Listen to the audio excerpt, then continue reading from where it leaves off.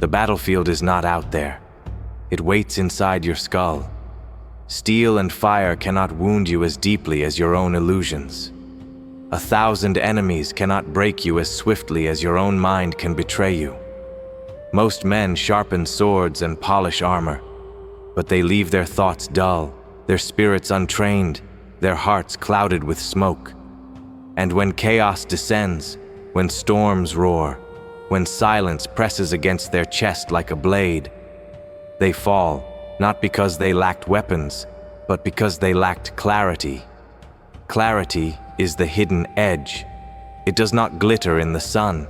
It does not tremble when tested. It cuts through confusion, through fear, through the haze of doubt.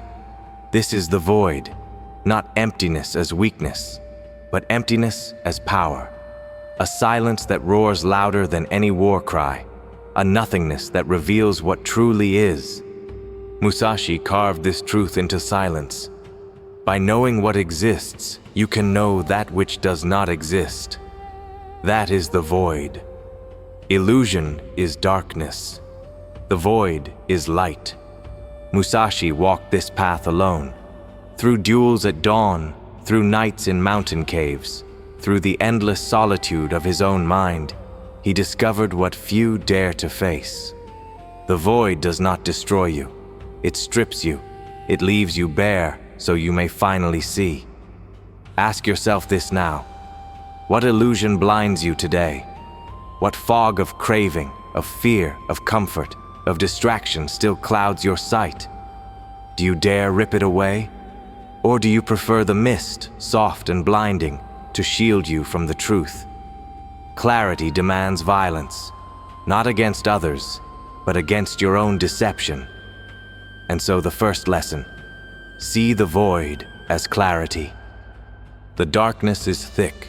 It hides the true nature of things. It tells you lies, that you are weak, that you must wait, that you must hide. But light pierces it, and the void is that light. The more illusions you cut away, the brighter your vision becomes. Think of the swordsman who faces many enemies. If his eyes are clouded, he swings wildly, cutting nothing but air. If his vision is sharp, each strike is precise, measured, final. The same is true of the mind. Without clarity, every thought is wasted movement. With clarity, every decision cuts to the bone. Most men run from silence because it terrifies them. They fill the room with noise, with chatter, with endless distraction. They fear the sound of their own thoughts. But you, if you would walk the way, must embrace silence until it becomes your greatest ally. Clarity is not comfort. It is cold, sharp, merciless. It strips you of excuses, of lies, of self-pity. It forces you to see the weakness you pretend is strength. But it is only by facing that truth that you can forge yourself anew. Do you cling to illusions because they are soft? Or do you burn them away so that only steel remains? The void is the forge. Darkness is the ore. Light is the flame. And clarity is the blade that emerges, honed, unbreakable, without shadow. Musashi did not write it. He lived it. He taught that true sight is born from stillness, not from eyes. To see distant things as if they were close. To see through fog and deception. He was not speaking of eyes alone. He meant the spirit that cuts through the unseen. The void is that sight. Ask yourself again, what illusion blinds you today? Is it fear of failure, fear of judgment, the weight of your past, or the craving for ease that dulls your spirit? Whatever it is, burn it. Whatever it is, cut it. Whatever it is, see through it. The warrior who fears the truth has already lost. The warrior who sees through illusion cannot be deceived. This is clarity. This is the first mastery of the void. But clarity is not enough. Even with clear sight, the battle is lost if you hesitate. Even with sharp vision, you will fall if you cling to reason when instinct calls. The second mastery of the void is this: to trust the knowledge that comes without thought. Most men believe only what they can see. They cling to surfaces, to appearances, to shadows on the wall. Their eyes deceive them, their minds betray them, and they mistake illusion for truth. From the depths of Reigando, Musashi's voice echoed, "In the void there is good, and there is no evil. Wisdom has existence, principle has existence, the way has existence, spirit is nothingness. To live in darkness is to stumble blind, striking at phantoms. To live in the void is to see what reason cannot explain, to act when the mind still hesitates, to move when the body knows what the tongue cannot say. Have you ever felt it? That instant when you know before you think, when your body moves before your mind commands. That is not chance. That is the void speaking through you. The swordsman who waits for thought has already lost. The warrior who waits for proof is already too late. But the one who trusts the silent voice within, the flash of knowing that rises from emptiness, he cannot be deceived, for he has already seen what others cannot. Think of the sky at night. You see stars scattered like dust, yet there is a silence between them. That silence holds more than the stars themselves. That silence is the void. It carries truths unseen, waiting for the eye that no longer depends on vision. Ask yourself now, do you trust your deeper sight or only your shallow eyes? Do you lean on reason until reason chains you? Do you crave evidence until evidence blinds you? Or can you walk into the silence and let it teach you what no teacher ever could? This is not superstition. It is not blind belief. It is clarity sharpened until it surpasses the need for words. It is a knowing deeper than argument, more exact than reason, swifter than thought. Air has no form, yet it carries every sound. Space has no walls, yet it holds every star. So too is the void within you, shapeless, silent, unseen, yet carrying truth more weighty than any logic. Most men will not trust it. They cling to thought until thought betrays them. They demand proof until the moment for action is gone. They argue while the enemy strikes, calculate while the opportunity passes, hesitate until the blade pierces their chest.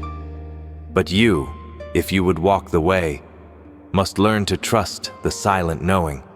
You must step when the path is hidden, strike when no plan has been spoken, breathe into the silence until the silence itself moves you.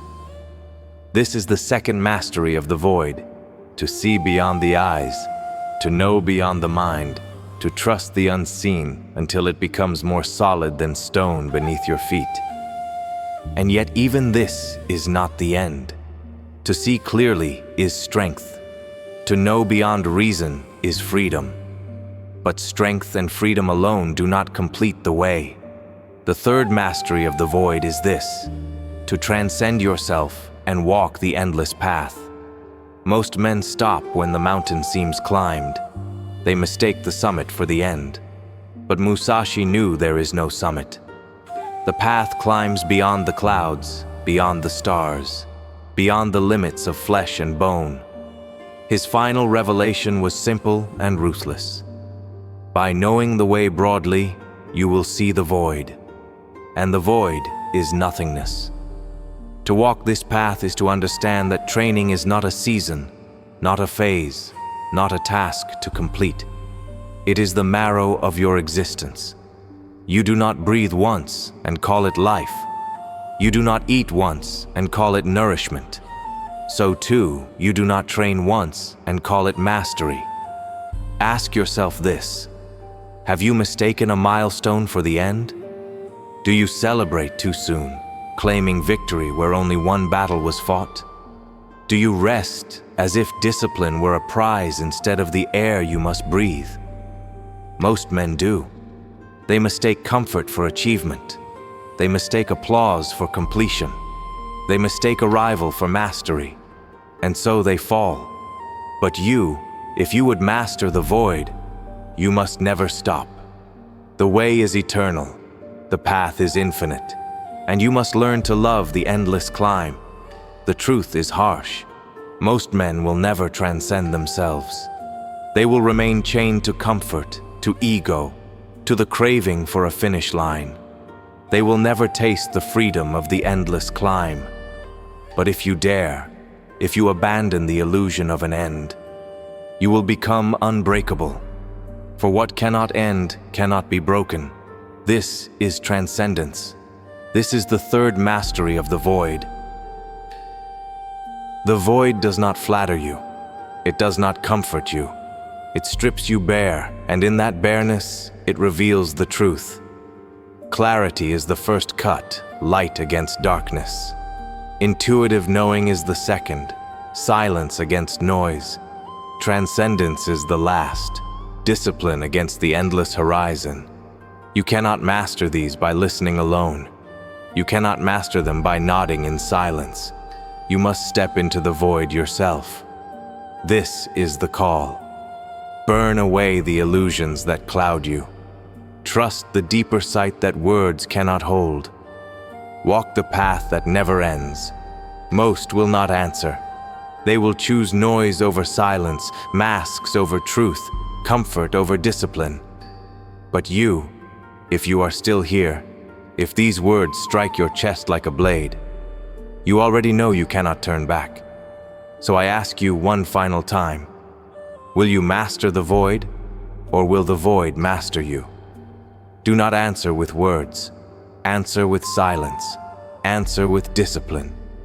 Answer with the life you forge when no one watches. The battlefield waits inside your skull. Enter it without fear. Cut through the fog. Trust the unseen. Walk without end. This is the way. This is the void.